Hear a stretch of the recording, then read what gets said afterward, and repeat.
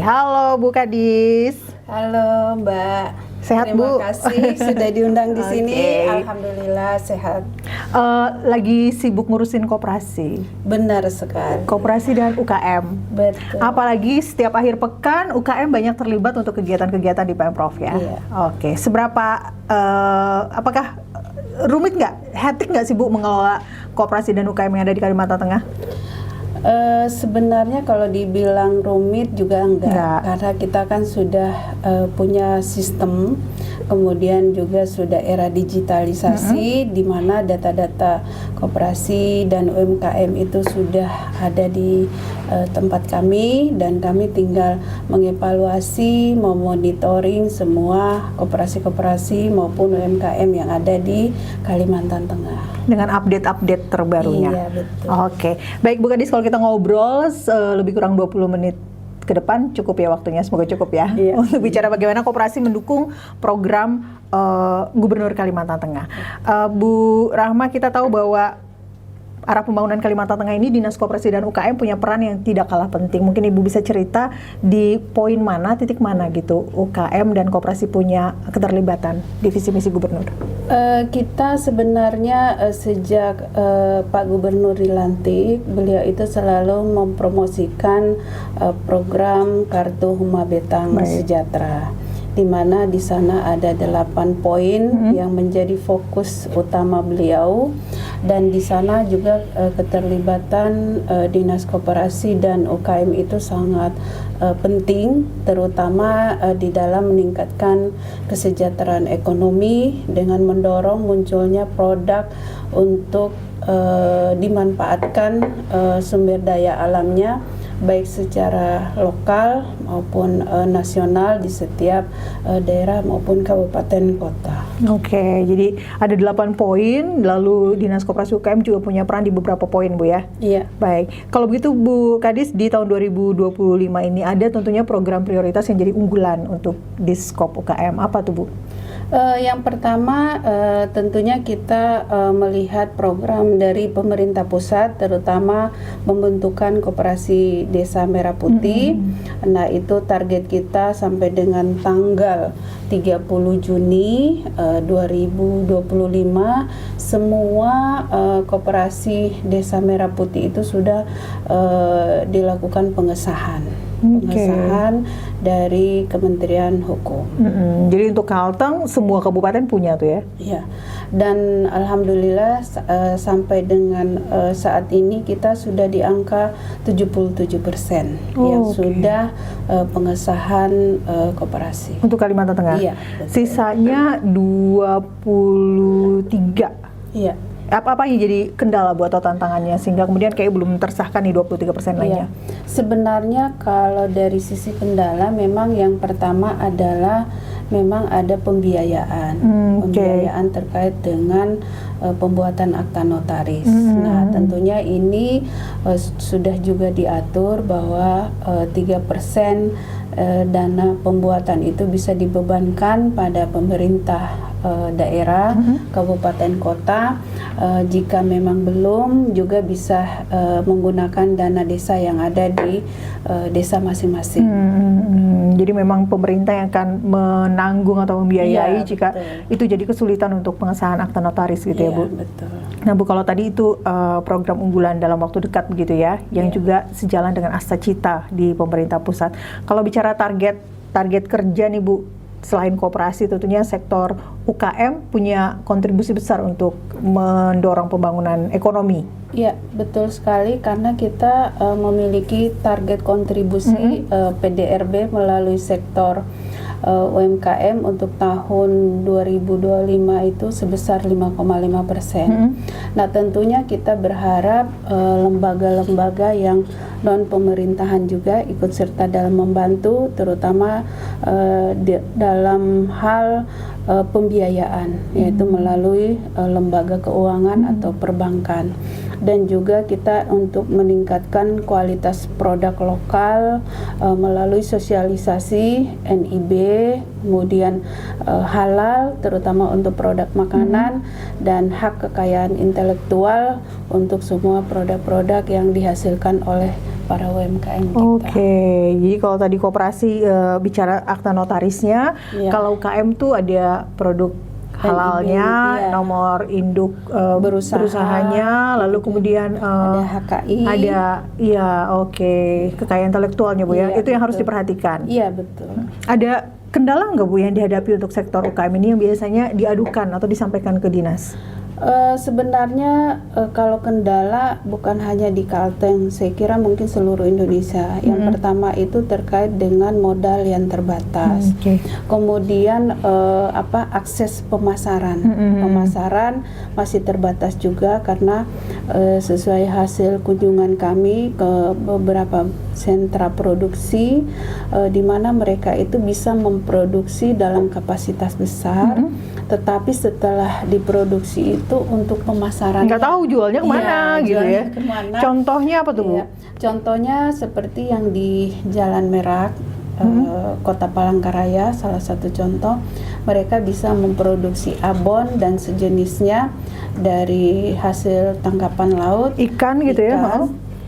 Tetapi dari hasil produksi itu tidak bisa terjual habis. Akhirnya mereka harus mengeluarkan ongkos produksi yang sangat besar, dan pun pemasarannya kadang-kadang bingung. Ini mau dipasarkan kemana? Karena kalau untuk pangsa Kota Palangkaraya saja, tidak semua masyarakat setiap hari membeli abon, itu. Ya. oke, produk-produk itu. Ya. Nah, tentunya kita berharap dengan hadirnya Dinas Koperasi dan UKM Provinsi ini bisa menjadi jembatan untuk memperkenalkan antara rumah produksi dengan investor atau investasi yang akan datang ke Kalimantan Tengah, khususnya mereka-mereka yang ingin membeli produk-produk hasil produksi lokal Kalimantan Tengah. Iya, jadi karena bahan baku melimpah gitu ya Bu, ikan melimpah jadi diolah. Sementara hasil olahan ini dalam banyak kemasan nggak tahu kemana ini ya Bu ya. Baik. Atau mungkin karena harga harga jualnya tinggi atau tidak terjangkau atau gimana tuh Bu? Bisa jadi kendala? Saya kira kalau dari sisi harga Terjangkau malah ya. sangat terjangkau. Bahkan kalau kita menjual tanpa kemasan itu malah orang akan menjualnya lebih mahal. Oke. Berarti tinggal pemasarannya saja, tidak harus terpaku di kota atau malah wilayah Kalimantan Tengah, mungkin bisa go nasional keluar daerah. Bahkan, kalau bisa go internasional. Dan itu yang difasilitasi melalui dinas tadi mencari untuk investornya ya. Iya, betul. Oke, baik. Kalau begitu Bu, itu kan juga memerlukan semacam kegiatan pendampingan, katakanlah pelatihan-pelatihan gitu untuk melibatkan mereka supaya mereka juga punya pemikiran atau inovasi lagi. Seberapa sering Bu kegiatan-kegiatan ini diadakan? Cukup sering nggak? Dengan efisiensi sekarang tuh kayak terkendala nggak? Karena juga sekarang ini kan sudah era digital. Oke. Kita bisa menjembatani hal-hal seperti ini melalui Zoom. Zoom dengan mereka-mereka yang memang membutuhkan pendampingan. Oke. Dan juga kalau misalnya masih di dalam kota maupun di kota-kota yang masih terjangkau, itu biasanya kami sudah punya tim yang akan datang untuk melakukan sosialisasi maupun pendampingan. Oke, jadi cukup intens juga, terlebih dengan digitalisasi, pemanfaatan bertemu di ruang virtual, itu juga dilakukan untuk mereka-mereka yang ingin ke UKM baru. Dari data yang dimiliki oleh dinas Bu, untuk UKM ini ada pertambahan cukup banyak nggak di tahun 2025? Kalau banyak ya di sektor mana, kuliner kah atau kerajinan kah? Untuk sebenarnya setiap tahun itu pasti ada penambahan. Hanya saja tadi itu ada beberapa yang harus mereka miliki. Salah satunya harus memiliki NIB.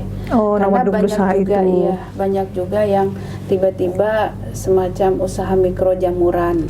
Misalnya pada musim-musim tertentu banyak yang berjualan makanan dan minuman, dan tetapi pada musim-musim tertentu pula bisa hilang. Misalnya pada musim hujan kan nggak mungkin lah orang menjual es, tetapi pada musim panas tiba-tiba muncul penjual-penjual es. Nah ini kan usaha-usaha mikro yang memang musiman ya. Iya, musiman, dan ini memang agak susah untuk dilakukan pendataan. Kecuali yang paling mudah dilakukan pendataan adalah mereka yang sudah mengurus NIB-nya.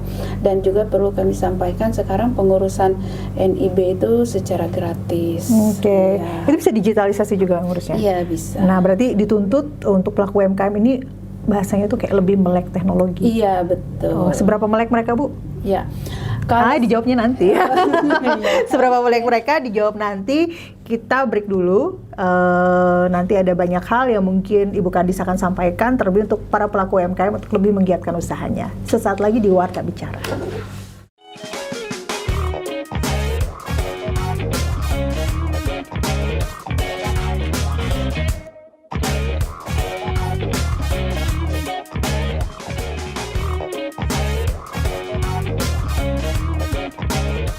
Ya, Warta People, memang kalau ngomongin koperasi, ngomongin usaha mikro kecil tuh kayaknya nggak akan habis-habis ya. Apalagi kita memang sebagai konsumen biasanya memang sering mencari usaha mikro kecil ini. Makanan misalnya, sekarang juga lewat teknologi, pakai handphone aja udah sangat bisa menjangkau apa yang kita inginkan. Tadi kita terhenti di pertanyaan bagaimana di era digital ini pelaku UMKM melek teknologi. Oh, bukan bisa dibilang sangat melek teknologi gitu ya. Gimana ceritanya, Bu? Ya.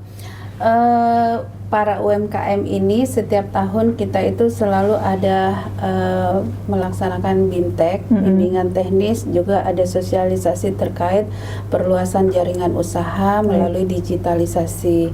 Bahkan sekarang sistem usaha kita itu sudah berkembang melalui e-commerce, di mana masing-masing pelaku UMKM itu sudah bisa menampilkan produk-produknya. Bahkan di belanja-belanja online kita, misalnya di Shopee, mereka itu sudah masuk juga di situ. Dan juga yang sekarang yang kami himbau lagi adalah semua produk mereka itu kalau bisa sudah menggunakan barcode. Jadi begitu kita scan barcode itu sudah tampil semua produk-produk unggulan mereka. Itu berkaitan dengan Haki tadi. Iya, jadi kalau mau cari bajakah, teh bajakah gitu, gak usah jauh-jauh kita ke mana gitu, di genggaman tuh udah bisa kita cari. Sebegitu pentingnya digitalisasi di era kecanggihan teknologi saat ini. Nah, mungkin Bu Kadis bisa memberikan gambaran, walaupun memang baru duduk di dinas ini ya Bu ya. Seperti apa program-program di kedinasan ini memberikan respon baik dari masyarakat, Bu? Kalau dari pelaku UMKM semuanya responnya positif, karena memang mereka sangat terbantu sekali. Pertama itu terkait dengan NIB secara gratis. Jadi pembuatan NIB sekarang secara gratis. Kemudian kita juga ada plot yang di dekat TPRI. Di sana itu mereka bisa memajang produk-produk di sana, kemudian juga secara gratis. Jadi mereka tidak bayar. Jadi produk apapun itu bisa dibawa ke sana dan dipromosikan.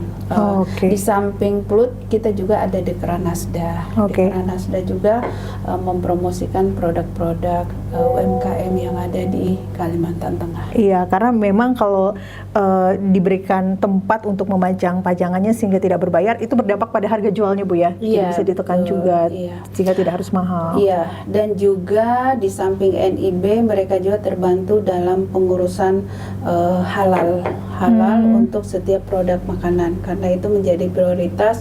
Kemudian juga merek dagang dan SPP IRT-nya harus ada IRT. Jadi setiap kemasan itu biasanya sudah ada produk halal dari MUI, kemudian juga harus ada dari Dinkes, Dinas Kesehatan, kemudian juga ada nomor IRT-nya. Oh, itu untuk batas kadaluarsa konsumsinya Bu ya? Iya, betul. Itu salah satu yang menandakan bahwa produk itu layak untuk dikonsumsi dan memang legal.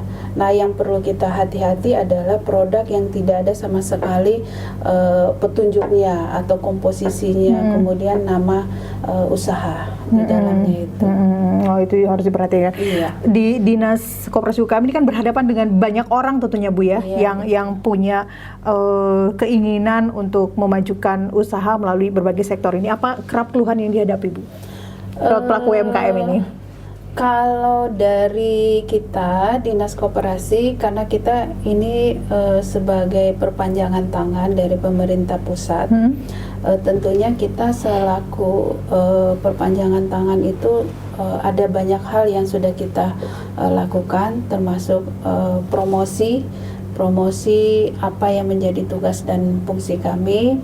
Kemudian juga itu disambut baik oleh para pelaku UMKM, dan mereka pun selalu kami himbau untuk selalu mengupdate terus informasi-informasi. Kemudian juga mereka ada WA group khusus para UMKM kita, sehingga informasi apapun itu mereka langsung menerima dengan cepat. Juga kita lagi ada program supaya semua UMKM yang ada di Kalteng ini bisa menggunakan QRIS Bank Kalteng, karena saat ini Gubernur kita mengharapkan bahwa nilai jual yang beredar itu bisa dipantau melalui Bank Kalteng. Di samping mungkin ada bank-bank konvensional lainnya, tetapi beliau minta kalau bisa kita prioritaskan Bank Kalteng. Oke, jadi untuk pembayarannya dianjurkan untuk misalnya tidak menggunakan cash, tapi lewat QRIS, tapi lewat bank daerah kita. Betul. Oke, Bu, dinas ini kan tidak cuma ada di provinsi, tapi juga kabupaten kota juga punya dinas koperasi UKM, dan juga mungkin dengan nomenklatur tambahan lainnya. Bagaimana melakukan sinergi Bu dengan dinas-dinas yang berkaitan dengan koperasi UKM di kabupaten kota? Nah, kebetulan kalau untuk dinas yang ada di kabupaten kota itu biasanya mereka itu gabungan. Tidak terpisah seperti di provinsi. Kalau di provinsi itu kan terpisah dinas koperasi UKM-nya dengan perdagangan dan perindustrian. Oh, mereka gabung satu pintu ya. Tetapi kalau di kabupaten itu kadang koperasi, UKM, perdagangan, perindustrian itu jadi satu di sana. Tetapi ini pun tidak menghambat proses sinergitas terhadap kegiatan-kegiatan yang ada dari pusat ke daerah. Semua program-program pusat itu langsung kami arahkan ke setiap daerah, karena kita juga ada grup WhatsApp untuk kepala dinas Kalteng, jadi informasi itu cepat dan mudah untuk mereka peroleh. Oke, Bu, dari sekian banyak UMKM yang ada di Kalteng, ada kisah sukses yang bisa jadi inspirasi nggak Bu? Nah, untuk kisah sukses ini banyak, tetapi mungkin ada yang menarik. Itu ada salah satu pelaku UMKM namanya Ibu Tiara, yang mana produknya ini sudah terjual sampai ke luar negeri, yaitu sampai ke Malaysia. Adapun produknya itu sangat simpel, yaitu banyak diminati oleh masyarakat Indonesia juga, yaitu sambal cumi. Oh, sambal cumi. Sambal cumi. Jadi merek dagangnya sambal cumi Ibu Tiara? Iya, betul. Oke, itu sudah sampai ke Malaysia. Oh, oke. Itu pabrikannya ada di Kalteng. Di kota Palangkaraya atau di kabupaten? Di kota Palangkaraya. Oke, apa yang menarik Bu? Karena yang bikin sambal cumi kan banyak. Iya, ya mungkin karena kita punya kekhasan dalam produk cumi kita mungkin sedikit berbeda, dan juga mungkin bumbu-bumbunya mungkin karena sesuatu yang baru itu biasanya membuat orang jadi penasaran seperti apa. Dan kebetulan juga di Malaysia ini mungkin seleranya sama dengan yang dibuat oleh Ibu Tiara ini. Jadi menembus pasar luar negeri sudah ya. Bukan tidak mungkin nanti nggak cuma Malaysia aja, tapi mungkin negara-negara terdekat lainnya. Nah, kalau punya Ibu Tiara ini bisa kita akses di mana Bu? Apa mungkin dia sudah menggunakan e-commerce atau biasanya ada di satu pameran tertentu? Iya, kebetulan juga karena dia sudah produknya produk luar, pasti bisa ditemukan di e-commerce. Kemudian juga di tempat-tempat beliau menitipkan barang produknya. Oke. Nah, kebetulan kita di Kota Palangkaraya ini ada beberapa tempat penitipan produk yang sangat sudah banyak dibeli oleh masyarakat kita, contohnya seperti di Roti Bonsip, itu di situ tempat penitipan produk-produk UMKM juga. Di samping ada roti, tetapi juga ada produk UMKM, juga di bakso tahu ijo, di situ juga ada produk-produk UMKM yang mereka titipkan. Iya, dan banyak lagi. Retail belanja modern Iya, juga, betul. katakan juga toko-toko belanja yang modern udah banyak juga ya. Iya. Oke, jadi sudah sangat gampang untuk diakses produk-produk UMKM lokal yang ada di Kalimantan Tengah.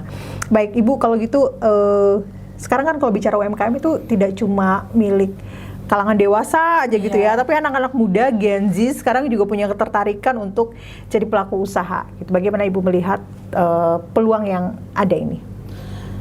Justru sebenarnya saat ini pelaku UMKM itu yang banyak mempromosikan hasil usaha mereka itu dari anak-anak mereka, karena anak-anak mereka ini kan sudah anak-anak yang melek teknologi, sementara orang tuanya mungkin masih terbatas, sehingga anak-anak ini awalnya cuma mempromosikan produk yang dihasilkan oleh orang tuanya, tapi lama-lama mereka jadi tertarik. Oh, ternyata dengan promosi seperti ini bisa memiliki omset yang luar biasa.